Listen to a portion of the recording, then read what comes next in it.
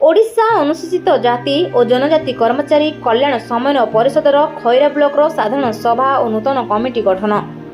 बालेश्वर जिला खैरा ब्लॉक खैरा शिक्षक भवन परिसर में ओडिशा अनुसूचित जाति और जनजाति कर्मचारी कल्याण समन्वय परिषदर खैरा ब्लॉक साधारण सभा और मनोनीत नूतन कमिटी गठन कर आगामी 2 वर्ष निर्वाचित होती।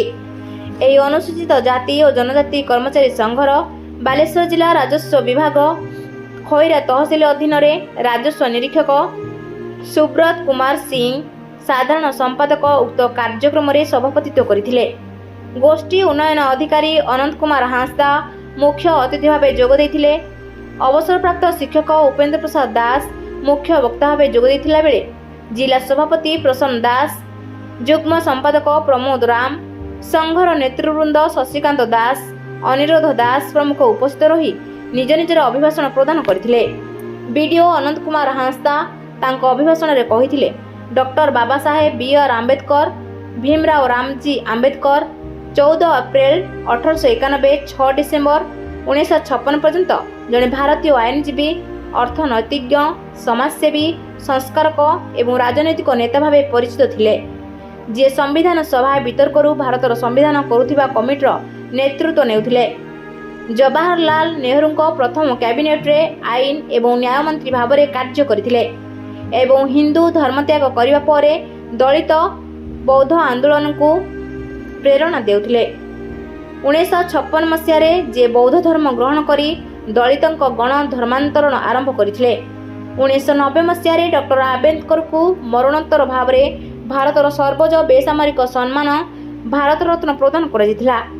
अनुगामी माने व्यवहार करिथिबा जय भीम प्रज्वलित जय भीम तांकु सम्मानित करा बेले तांकु बाबा साहेब नाम रे मध्य संबोधित करा जायछि।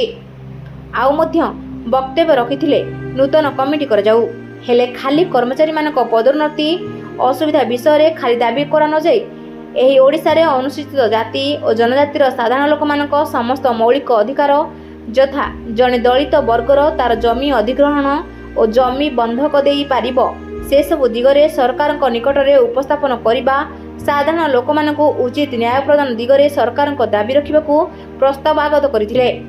सर्वशेष खैरा ब्लॉक स्तरीय मनोनीत कमिटीर बीडीओ अनंत कुमार हांसदा, अध्यक्ष भाव ब्लॉक सभापति रविंद्र कुमार सिंह, संपादक अनिरुद्ध गज, कार्यकारी सभापति भरत सियल, अतिरिक्त संपादक बुद्धदेव नाइक, नियुक्ति संपादक नारायण जेना, सांस्कृतिक संपादक श्रीमती चंद्रिका सिंह, आर्थिक संपादक चित्तरंजन जेना और तदारखकारी समीक्ष राजस्व वरिष्ठ सहायक हरिहर सिंहल आगामी 2 वर्ष मनोनीत कर आगामी दिन में ओडिशा अनुसूचित जाति और जनजातिर वर्गर कर्मचारी और दलित लोक हक और न्याय संग्राम जारी रखा संकल्पबद्ध होइछि। बालेश्वर खैरारू पद्मलोचन दास रिपोर्ट रूपाथालिया न्यूज।